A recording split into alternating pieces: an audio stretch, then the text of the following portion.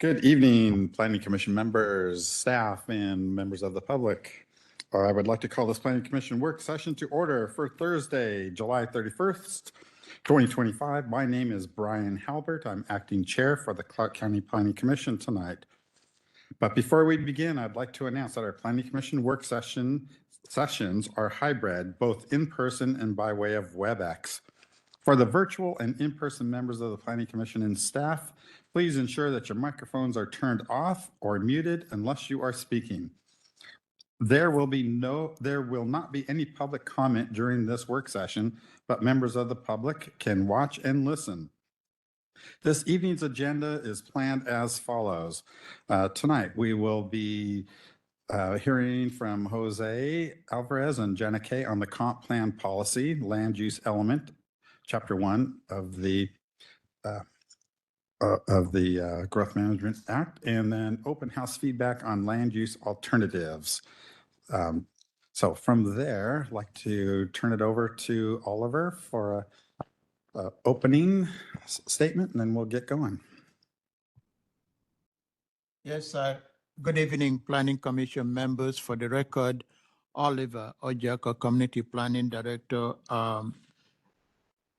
As you stated, Planning Commissioner Herbert, what is before you this evening is a work session on continuation of us coming to the Planning Commission and discussing the plan, policies, and goals, and identifying areas where changes are made, and in some cases where there are no changes. And because we had the new bill that the legislature passed, which is requiring Clark County and some certain cities, they need to have a climate element, which is an addition to the goals of the Growth Management Act. You will see that certain climate policies, whether it's greenhouse reduction or resilience, where those policies are integrated in any of the chapters, we will see us identifying that. With that, let me turn it over to Jose and Jenna, who is our lead staff on the climate bill, is also here. So both of them will be, Jose will be leading the presentation, and Jenna will be here to provide clarification if the Planning Commission have questions. What I would like to reiterate is that there are certain language or definitions that you will find in some of these as a result of the new bills. What I have reiterated to the Planning Commission is that we will have a glossary where we provide definitions of what those terms mean as defined in RCW. So that's what we will do. Some of the definitions are new, and I won't go into that. We tried last time to cite the definitions and reference revised Code of Washington as defined in the bill itself. So we are borrowing the definition as defined in law when you have comment or marginalized community or things of that nature. So there is a definition for those terms. So I won't go in depth on any of them. So with that, I'll turn it over to Jose, and we are here to answer questions that you may have. Jose? Thank you, Oliver. Good evening, Planning Commissioners. I'm just going to go over, I think, our last chapter of goals and policies. We've been through a number of these. The proposed amendments fit into one of 4 or 5 categories. Typically, it's new legislation that, as Oliver described, that came through the legislature, and they've amended the Growth Management Act. And so we're adding language to reflect those changes. There are Scrivener's errors, and then clarifications. There was existing policies that just needed a tweak to be more consistent with existing language that's in the Growth Management Act.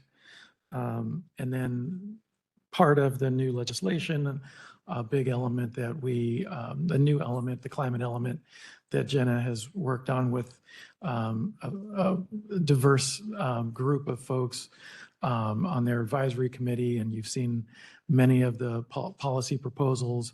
And so the ones that are before you this evening are the ones that we thought best fit in with the land use chapter. So you want to go to the next?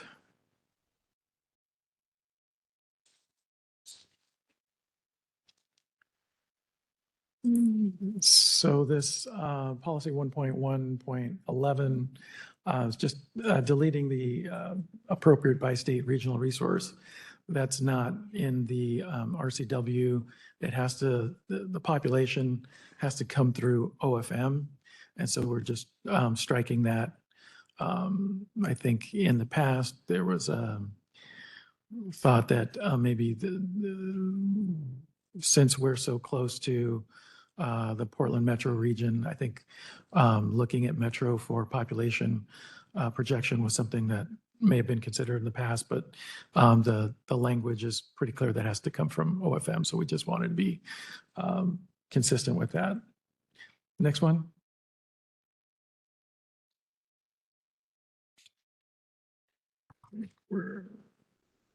Next is on page 6, Jeff. 5, 6. So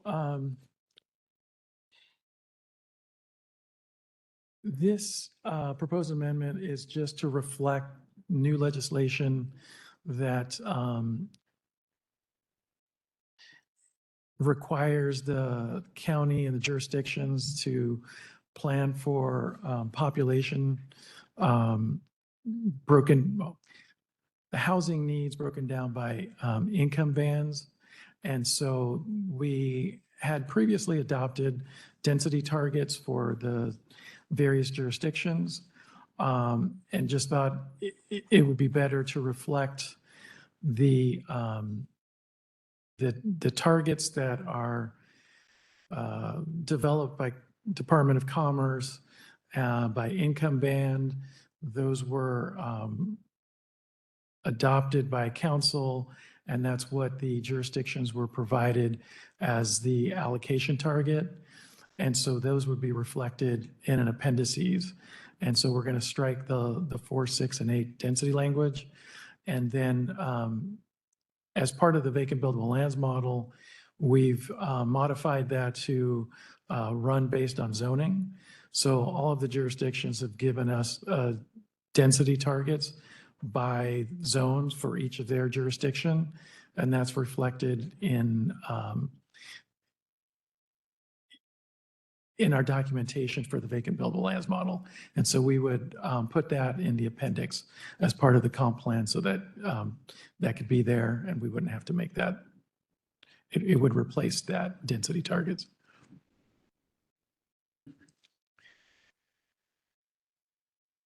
And I think that's both for the items on page 6 there. And yeah, and on page 7, I think that's just the housing for all planning tool is what I was referencing. Next page. Yep. So 1.1.19 and 1.120 are new countywide planning policies and that are being proposed. We're still working through these with the cities, so we all have to agree on the countywide planning policies. And again, this is to reflect new legislation that requires the consideration of environmental justice in goals and policies. So that'll be something that if we agree to the language, it'll be reflected here. I think we have similar language at the end that in case it doesn't, we would still have that in our county, the portion that just is applicable to the unincorporated area.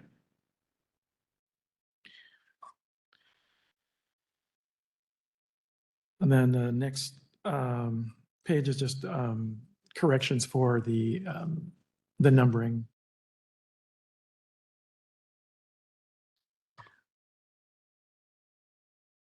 And then the notations of,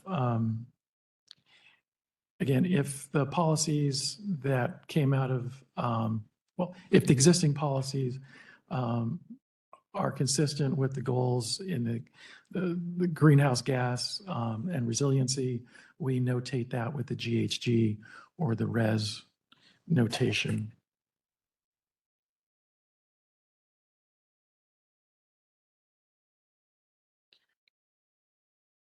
And in, I think 1.4.1 is a recommendation from the Climate Advisory Group, their Goal 19, Policy 2. And then the remainder of those are just existing policies that help with those, that are policies that are identified that support that greenhouse gas and resiliency. So page 14, yeah.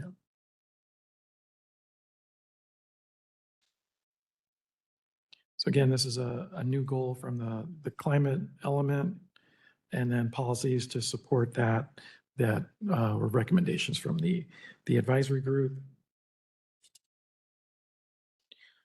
Down through the next page on page 15. Yeah, a new goal for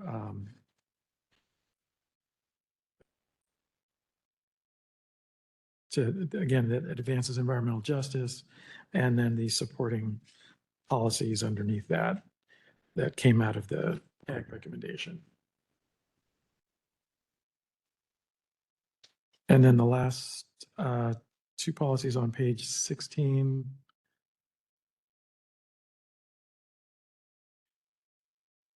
Very similar to the countywide planning policies that we looked at earlier, that were so sort of a placeholder in case that doesn't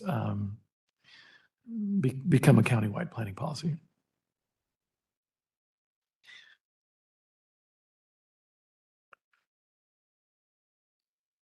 And then the anti-displacement policy that aligns with what's in the transportation chapter. I think there was a policy that was split up, and so there was one went into transportation and one went to land use.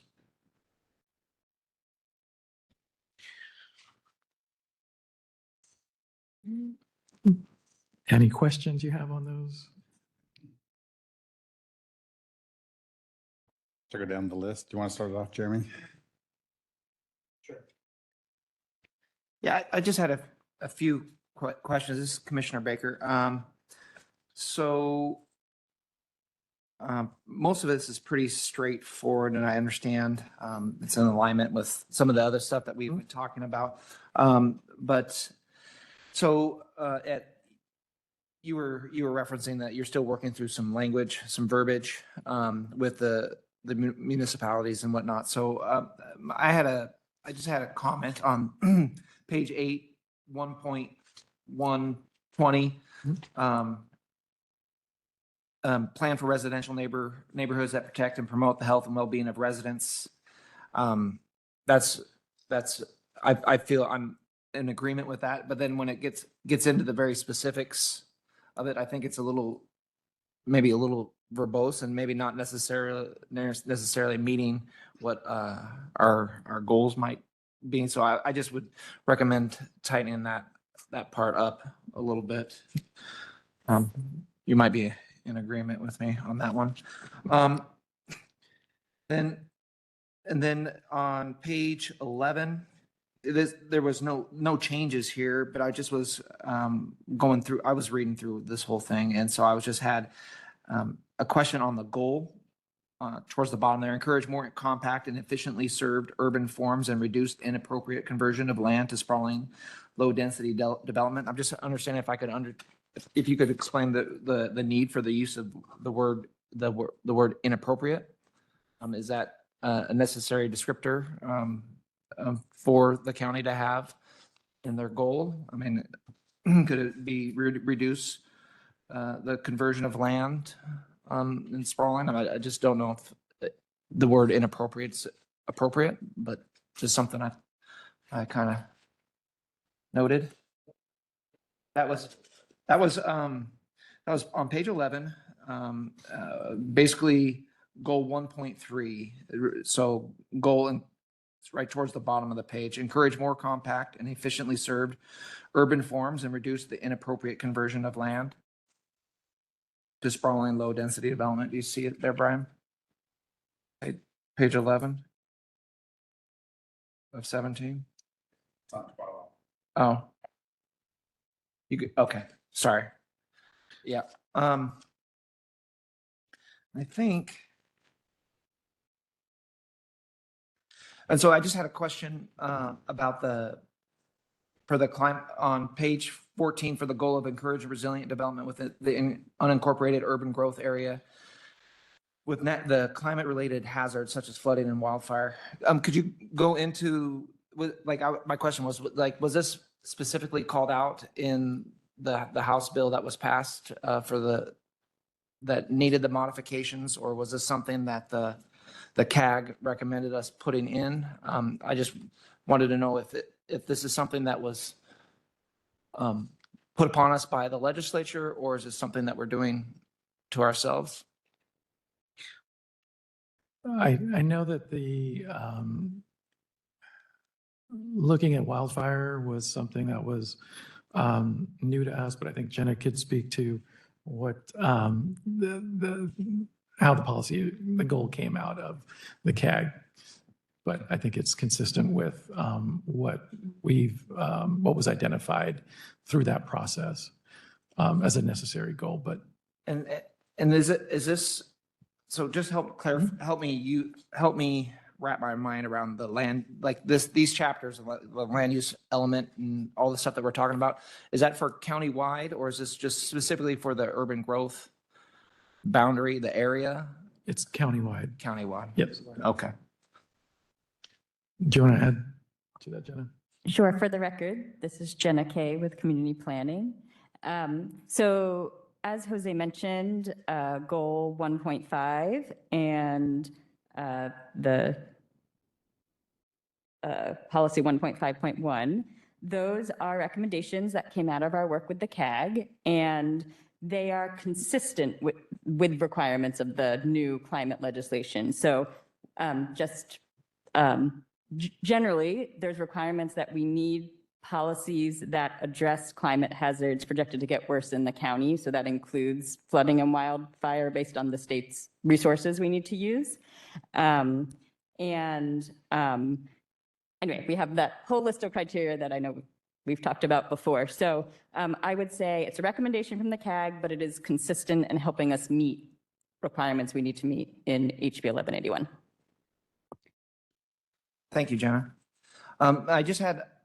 I think I just had one more comment, and I know you referenced that we talked about this the last time. It's on page 16, 1.6.5.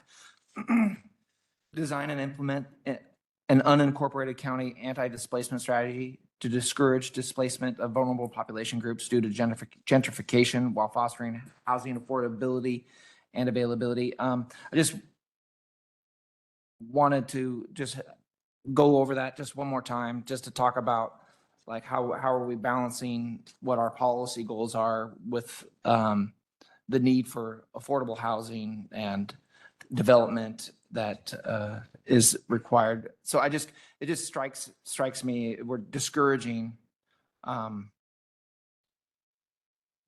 homeowners or some landowners property to develop their property in the way they want or see fit to do. Is that, did I word that clearly? Not really. Right, so I think, I think as we talked about last time, I think the example like I used was the mobile home park, Yeah. right? And that's something that's top of mind for a lot of folks. And what can you, I mean, that's, Yeah. what can we do to help protect those folks who are getting that, you know, Yeah. that affordable housing that's currently there. And it's just a balancing of those competing goals. Right. So the county's aware that they're Yeah, competing. and that, you know, one of the goals in the GMA is property rights. So yeah, we're very aware of those. Well, competing goals. thank you for your clarification on my questions. I really appreciate it. So I just have, this is Commissioner Fadness. I just have one question. I think I know the answer, but Jenna, will there be a description of environmental justice? Because I've heard the term before, but I'm not 100% sure exactly what that means.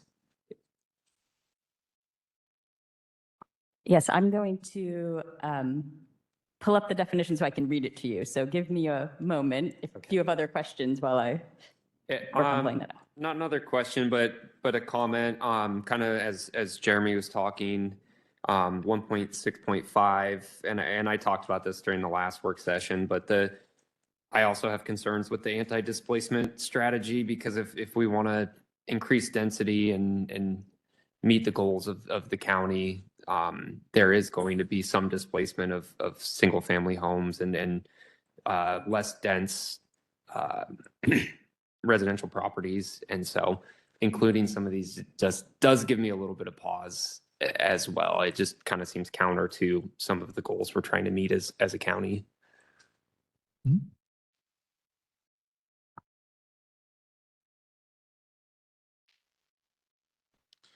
Hey, Mark, do you have any comments or questions? I would echo the remarks that Jeremy and Kyle brought up regarding 165.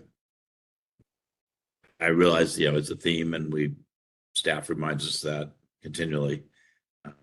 But it just seems it's one of those unnecessary things. So maybe you can, Jeremy said, come up with some different wording or pull it all together. If you feel if you agree with us, don't feel it's not quite necessary.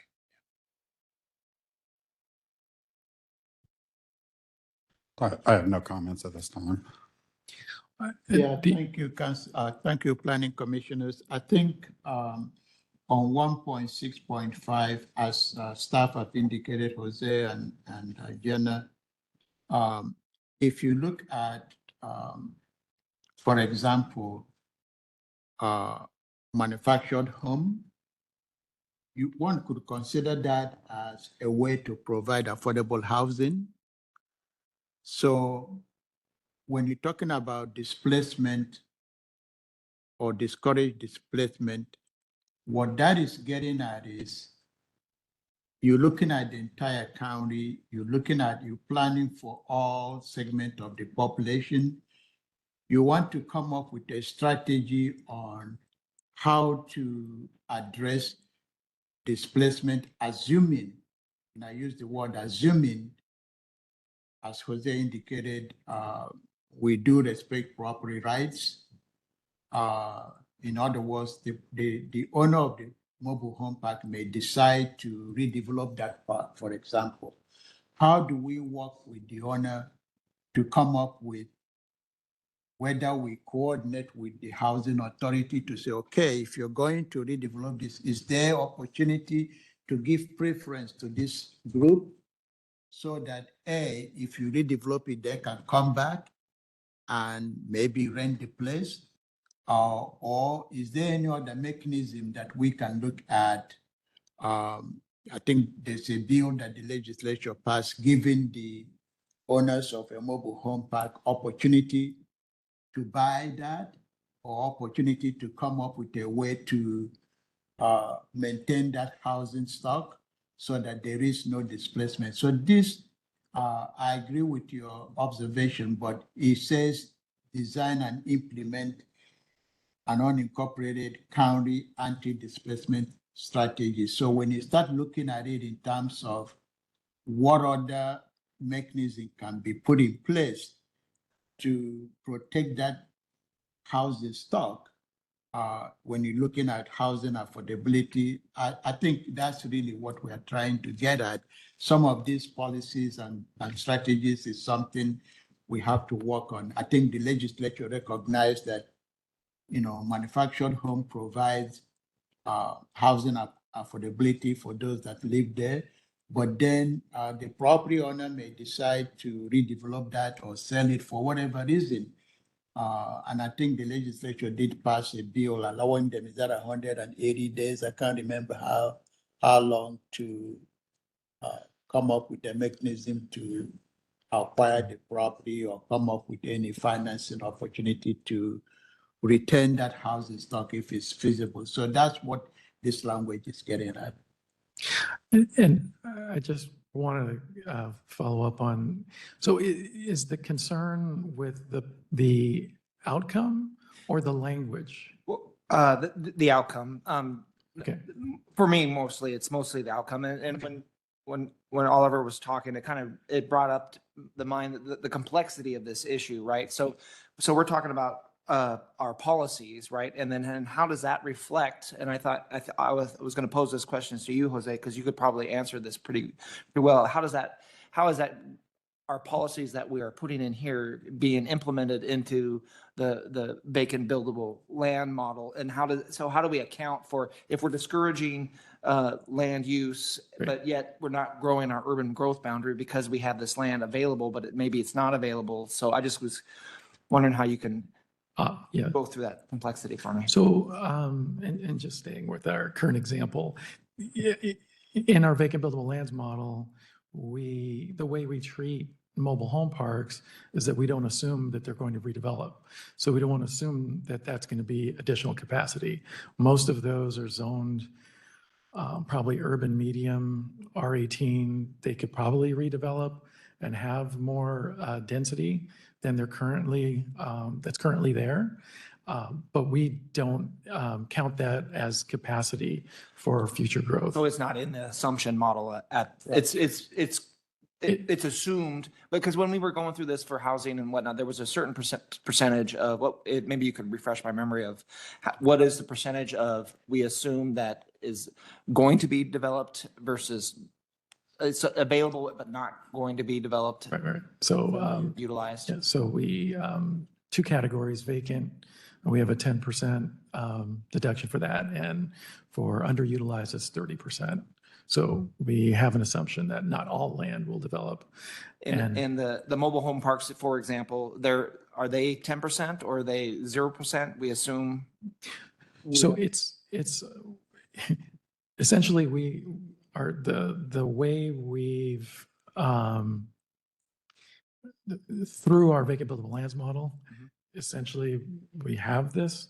It's like it is an anti-displacement strategy, but not, we don't have the policy in place that you can't redevelop. Right. So that's what's lacking from this. Okay, thank you.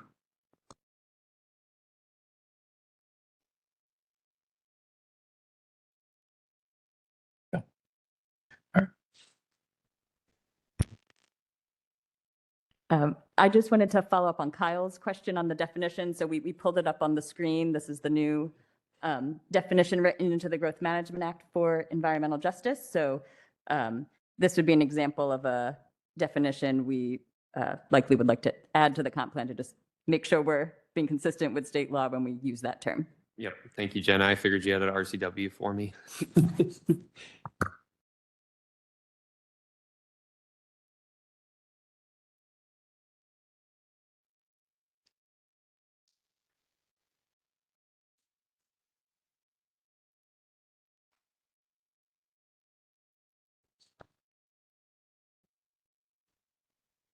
Sure. Okay, guys, any other comments on chapter 1? And policies? Okay. Jose, thanks very much. I think we're concluded.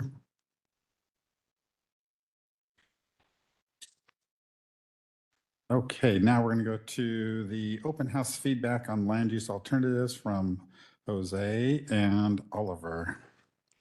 Yes, thank you, Planning Commissioner Hulbert. We did provide the Planning Commission and posted the summary of the open house comments that was received, and I think we provided that to the Planning Commission, and it's posted on our Complan webpage. As we shared with the Planning Commissioners, we had 3 open houses on May 28, May 29, and then June 2nd, 2025. The county also provided a self-paced open house that started from May 26th to June 30th of 2025. So what we provided are the comments received from the open houses on the 3 proposed alternative which the Planning Commission have seen. One is the no action, which we are required to have as we do the environmental review. And then we have 2 other alternative 2 and alternative 3 as proposed by our local city planning partners. So these comments are structured in terms of urban growth boundary expansion, concerns about agricultural land, food security, and the agricultural land study. Then there were comments related to climate and environmental issues. And then the time frame for completion of the comp plan itself. As you look on page 2, you can see comment as expressed by those that attended the open houses relative to alternative 1, 2, and 3, and then comments on housing. There are other comments on as provided by the visual open house or in-person open house. You know, they were concerned about water planning and quality, equity issues, as we have been talking about, parcel specific comments, and then comments that are general in nature, doesn't really pertains to any of the categories that we are looking at. There was some concern about parking and transportation. On one of the alternative, I believe is 2 and 3, we had quite comment from folks that attended the open house on a property near WSU that is proposed to be business park. So there were quite comments about property owners in that area that would like something other than public, not public, but business park. So what I can say is that these comments are very, very relevant, and we would like the Planning Commission to review this comment. I think in total, we received about 140 or 150, if I'm correct. 139? Yeah, 139. About 140 comments, and all those comments are available.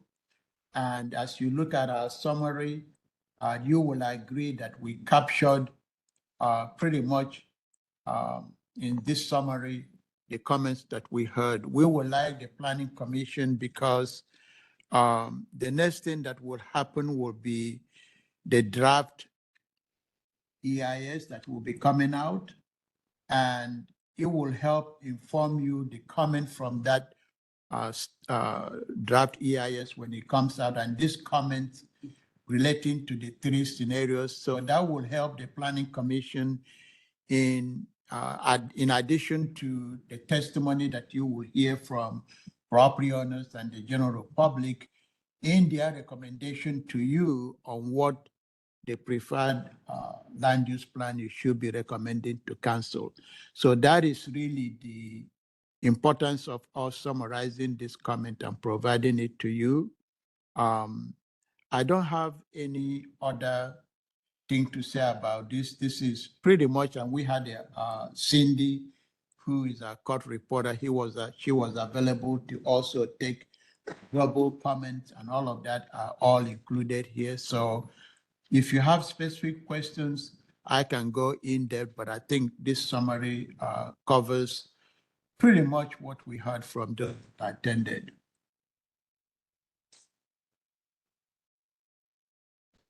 I'll start off with a question. I read through the summary, liked the way it was put together, and I went back and looked at some of the specific comments in the index that you had. How did these comments influence staff in the process of writing up the RFP for the EIS? So this is if you remember, the three land use alternatives that were to be studied in the DEIS went to the Planning Commission last year, October, November. Council voted on those in December. And so we were just coming back. We shared those three alternatives with the community through this public engagement process. And then these comments will help shape the preferred once we get the DEIS information back from our consultant on what the relative impacts are of the three different alternatives and how we can accommodate the growth that we're need to accommodate these comments. And there'll be another comment period as part of the DEIS will help shape the preferred. So staff will come up with a draft of the preferred that for consideration. And then the Planning Commission will make a recommendation to council on that. There's also been quite a few public comments that probably weren't implemented in this that I've seen on the website. And where do they fit in? Some of them were site-specific comments. Some of them were alternative ways of looking at land use. Just curious if they'll get implemented into this process. So we're taking comments about the comp plan update. We have a very long list of comments that we've received. And so we read through all of those. And yes, that impacts us as we move forward. I think one of the comments we received earlier about site-specific requests, we had a process with a deadline for submittals for site-specific requests that was, I think, through March of 2024. And believe the people who submitted were very involved in instigating that process. So it's just a timing issue. So at this point, as we've included those alternatives and we're doing an environmental assessment on those to include any additional properties, that's why we had a deadline so that we could include those in that analysis. It makes sense. And I know that the county's moratorium on specific land use changes is had a deadline also, but that I assume has been extended because of the state extending the ability to get the growth management update done, and it may even be extended further because of the other decisions that have been made along the way. Is that a fair statement? It is a fair statement. As you said, Planning Commissioner Herbert, the state legislature did extend the completion date to December. The current resolution suspending the annual review, which the Planning Commission reviewed on an annual cycle, we will be asking for another extension. It's not going to make everybody happy, but we have no choice given the extension from the legislature. So we will be going to the council sometime as quickly as we can, because the current resolution that suspended that annual review runs through September 30th, 2025. So we're going to ask for another extension beyond that September deadline that is in the resolution. The other comment I will make is that the way this works, when we hired the consultant to help us with the environmental review, we did a scoping notice. And through that scoping, we also asked the public. There were no alternative developed at the time, but we asked the public, what would you like to see studied in the DEIS? Very general, but very specific. And they also, the public, we had 3 open houses to solicit that information. And the public also provided us comment what they would like to see. They will comment about, do not expand the urban growth boundary, do not do this, don't include agricultural designated. There were comments all over the place. And our consultant helped us to summarize those comments, and it was also made public so that folks can see the comment that we received when we did that scoping. Now we have taken that same comment and shared it with the community.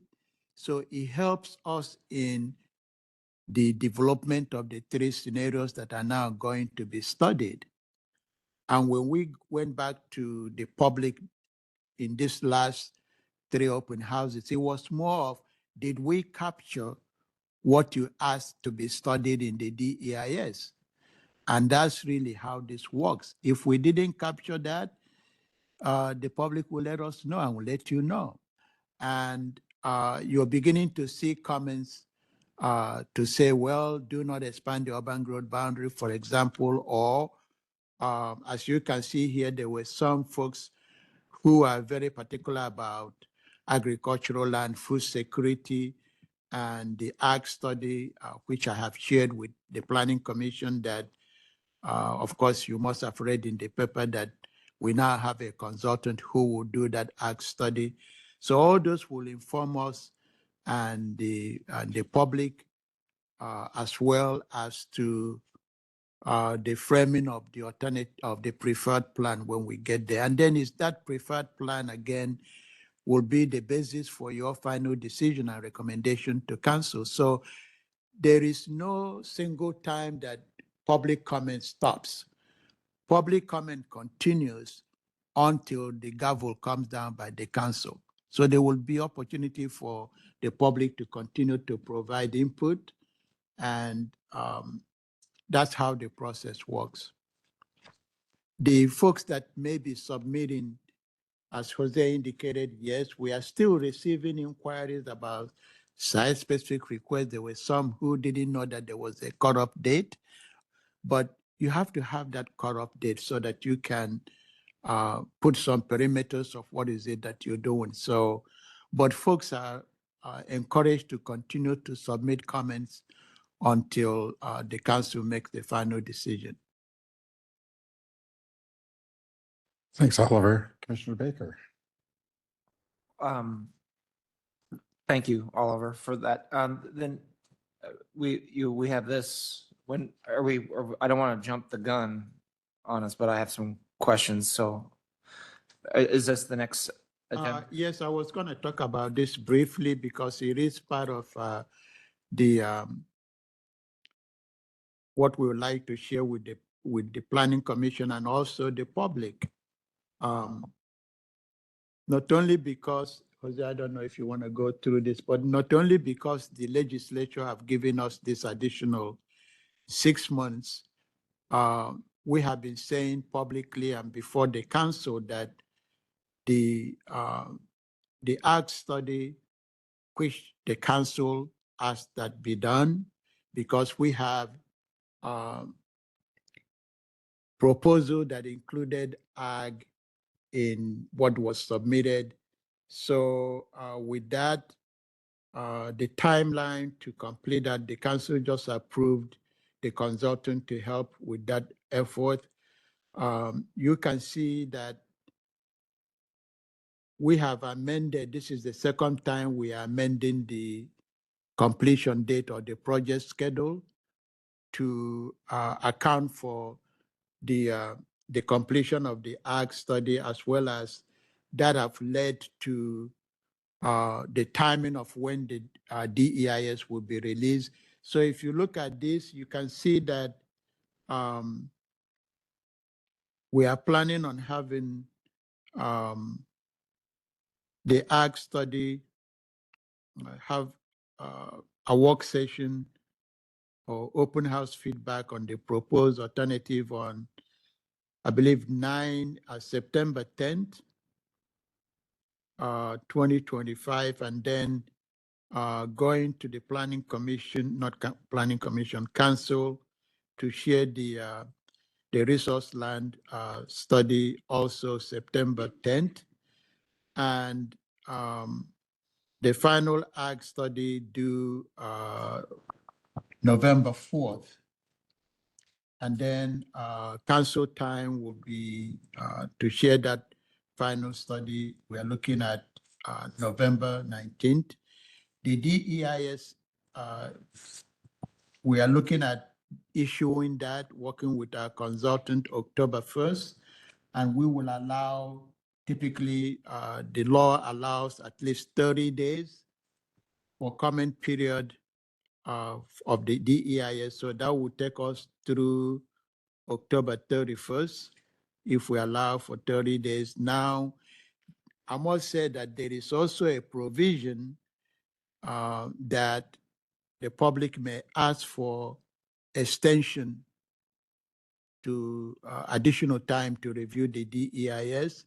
If that is asked, the responsible official may or may not grant that, but that is out there. So what you see here is, if you look at the bottom line here, you can see the completion now moving us into June 12th of 2026, not December 31st of as the legislature granted us. So that is, in a nutshell, what you see here. And we had a joint hearing with the Planning Commission and Council on the selection of the preferred alternative to occur January 8, 2026.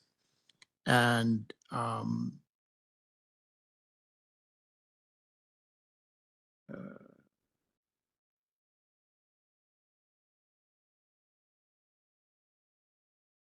we also have, after the joint hearing, we had the Planning Commission deliberating separately if necessary. If you cannot deliberate that night or that evening, we have a provision for you to deliberate on January 15th, and then making your recommendation. If you make your recommendation, we'll have a work session with council on the 7th, and then council work session on the preferred will occur on January 21st, 2026. And then the hearing itself, if necessary, will be on February 3rd, 2026. And then hence the DEIS is issued. The final EIS would typically take about 2 to 3 months to draft, because you're summarizing the comments from the DEIS and then using that as a way to also get you to writing of the preferred. So we are looking at the final EIS completion to occur sometime in believe we have that March 31st issuance of the final EIS, and that would then kick the hearing process or the adoption process with the preparation of the final EIS. So you can see beginning February to March of 2026, we will be coming back to you with any changes, if any, to the draft policies that you have seen based on any adjustment we have to make or clarification based on the preferred plan, if that has any implication in amending any of these policies. So that's what will happen. If there are no changes, we will ask that you approve this amendment to the each of the element that you have already seen. So that's how this is going to work. Hopefully, if we don't make any changes to this, we will be adopting the new plan by June of 2026. You may ask me, what does this do to our statutory deadline? I don't have any answer for you. The only thing I can say is that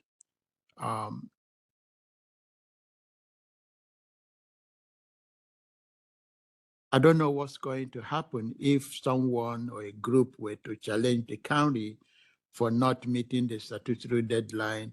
I don't know what the growth board is going to rule, but I leave that out there because I don't know. The only thing I will add just to share with the Planning Commission is that the matter that put the county out of compliance has been settled. The growth board have ruled and found the county now in compliance. So that's good news. That has to do with the Shilashi Bluff. So the county is now in compliance with the Growth Management Act, which is very good news. So I thank the PA's office for working on this and getting us to compliance. So that is good news. I don't know what will happen if we are challenged for not meeting our statutory deadline, but I leave that for when that comes. But that would depend on if we are challenged on that. But so that's the updated schedule. I will stop there and take questions that you may have.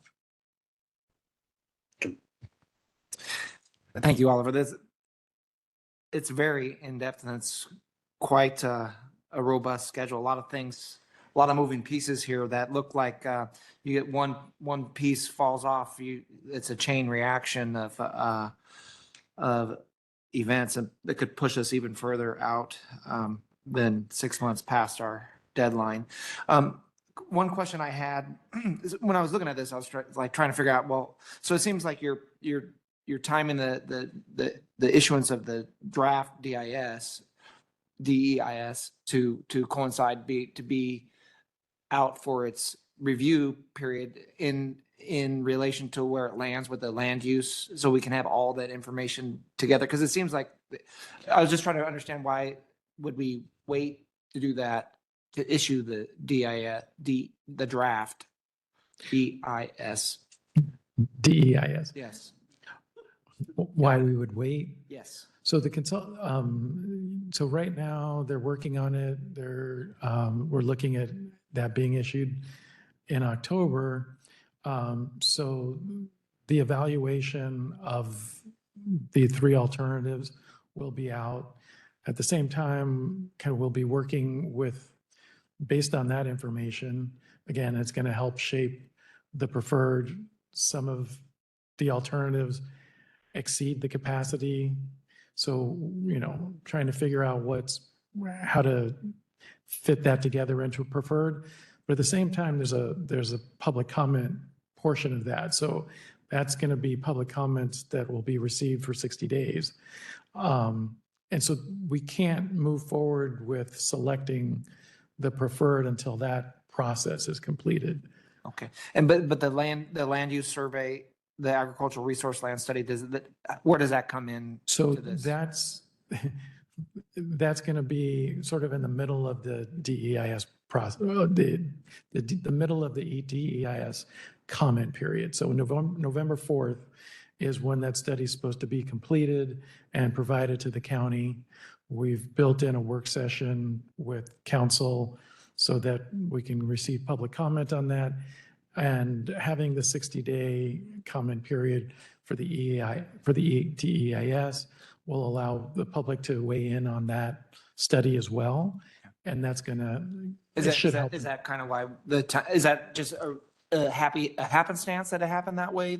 Or was it planned to have those kind of overlap? So comment can be, Well, so it's just kind of, well, initially we were looking at a 30-day comment period.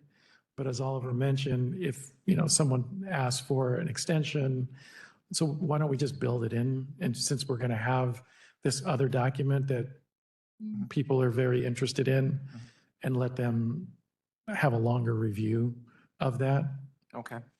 And then when you were talking about the development of the preferred alternatives, is that just in-house? Is it the planning department just develops that at once the DEIS is, I mean, is that a collaborative?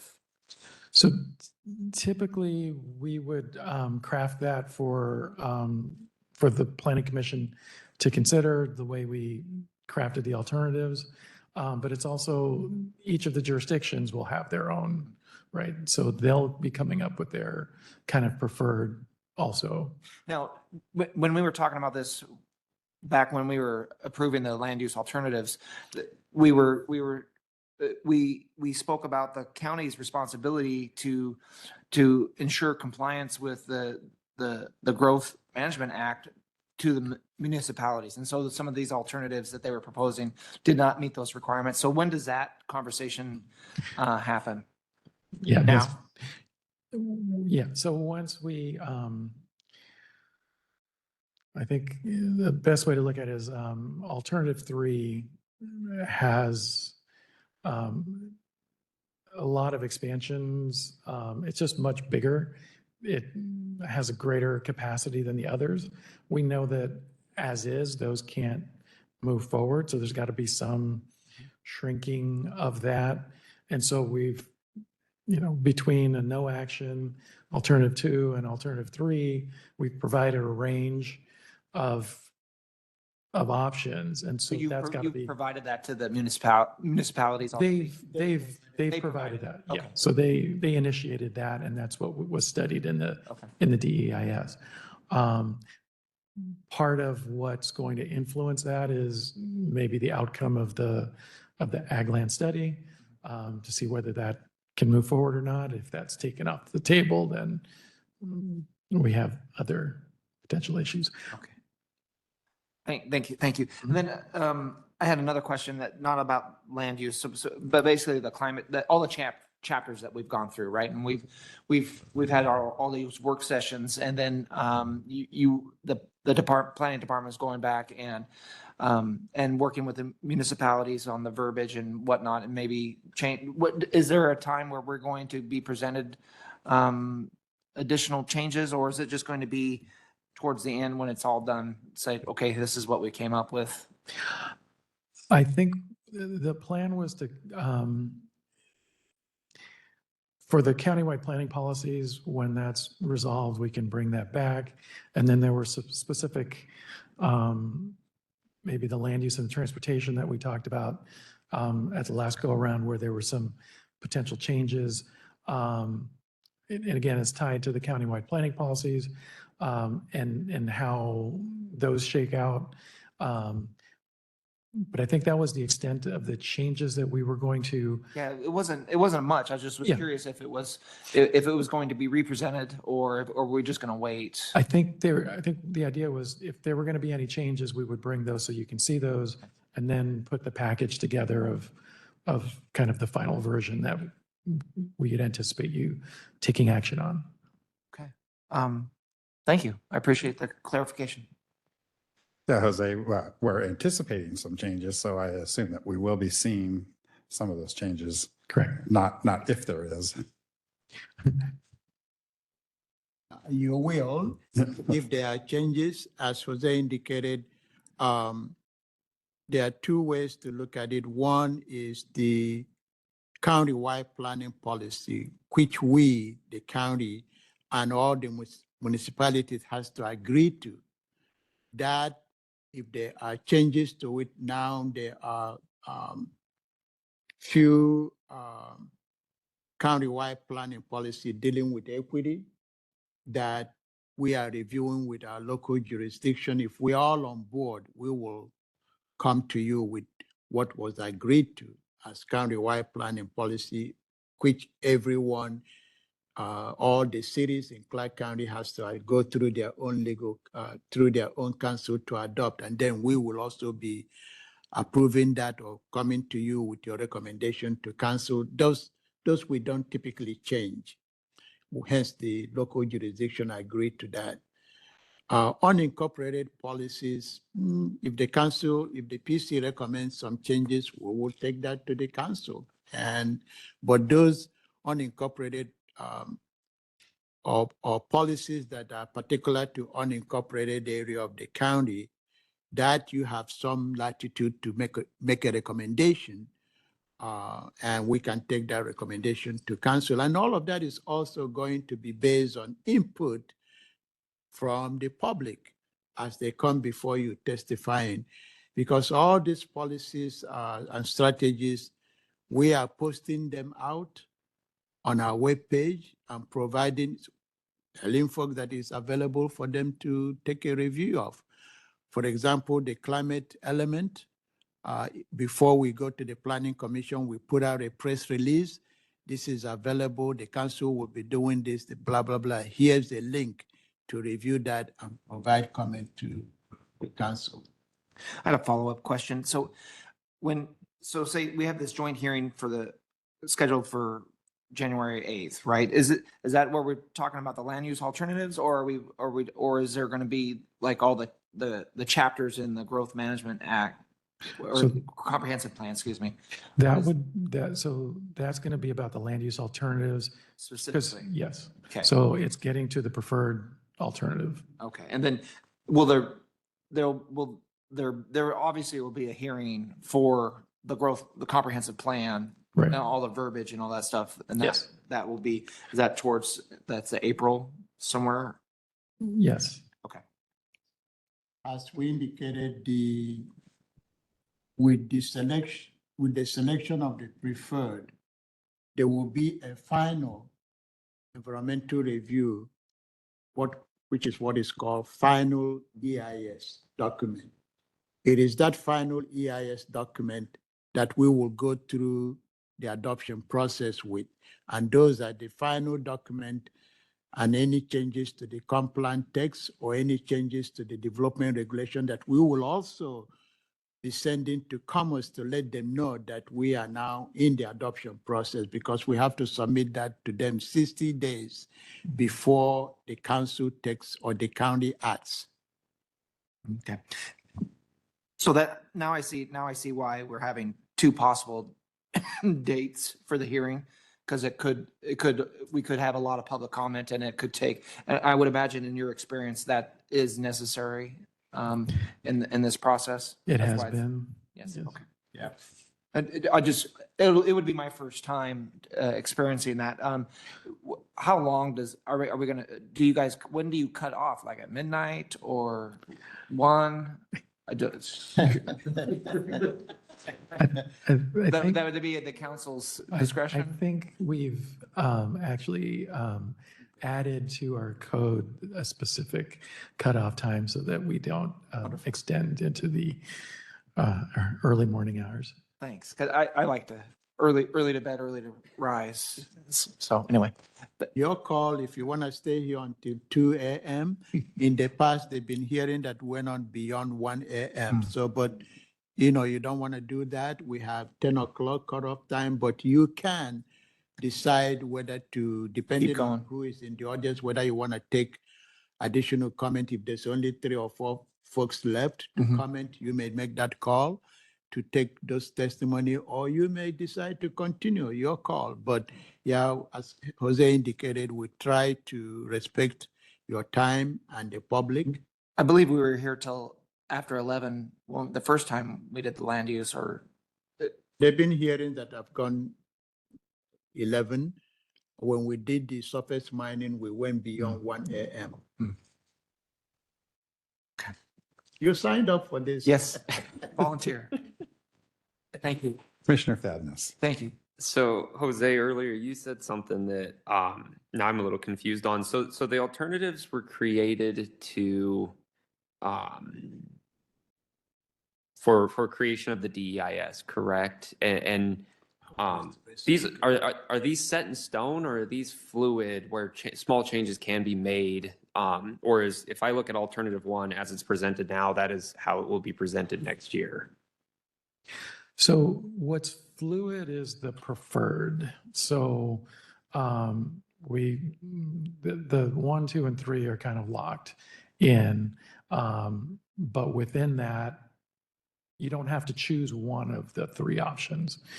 You can pick a combination, but as long as within the parameters. Okay, I ask because alternative 2, there's a note in here about several have expressed alternative 2 without urban growth area expansion. We also received a public comment prior to this work session along the same lines. And so I'm just curious if that is actually an option that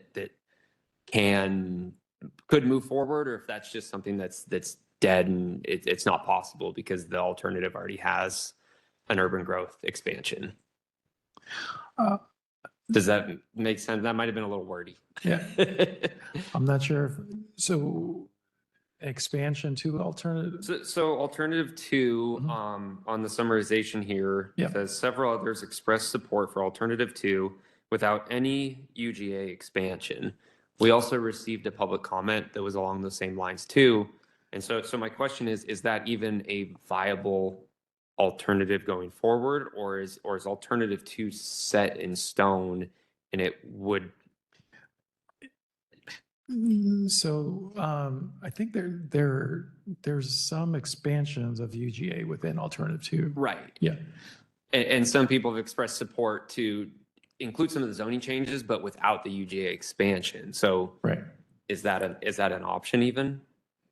Sure. Because alternative 1, there's no change. And so, yes. So you could do a meet in the middle or something like that. Okay, I understand. And then my other question is just kind of regarding the timeline. Is the reasoning for not taking action on what we've been talking about the last couple months until I think we've got it late March? Is it we have to work through the rest of the process before we can do that? It just seems kind of strange that we've worked on this for a couple months and now we're going to sit and not do anything with it for 8 months and then come back and take action. Yeah. If there's time, I mean, if we can get it, it's either way, it's going to have to sit because you'll have the public hearing. We would have to have public hearings now. But yes, it's unfortunate that it's going to have that long of a lag. When we were doing this the last go around, it was, I think they started in 2013, 2014 and came back early 2016 to get those policies done. So there were multiple iterations, which led to some errors. But yeah, no, it ideally be great if we could move it forward together. And that was the plan originally, but because of the ag study, Things that got pushes.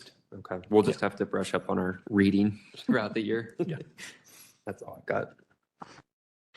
Commissioner Burkhold, any comments or questions? No, Ryan, but thank you. Okay, anything else on this? Any final comments, questions? Yeah, thanks for presenting this timeline and schedule. Very helpful in understanding what the coming months are going to look like and the amount of involvement. And really the recap on the public update, the summaries, really well done. how they were able to categorize the comments. It was helpful to hear what people are thinking and also what wasn't commented on too at the same time. So Yep. yeah, thanks for that. Thank you. Okay. Yeah, hearing no other comments or questions, we'll conclude the open house feedback and have it more open for any other comments from the planning commission or staff. I just apologize in advance for the back-to-back work sessions. Next week, you're back with other items, but 4th of July, so.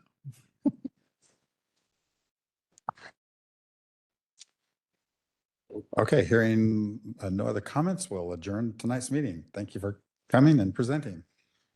Thank you, Council. Thank you, Commissioners. Thank you, Oliver and staff.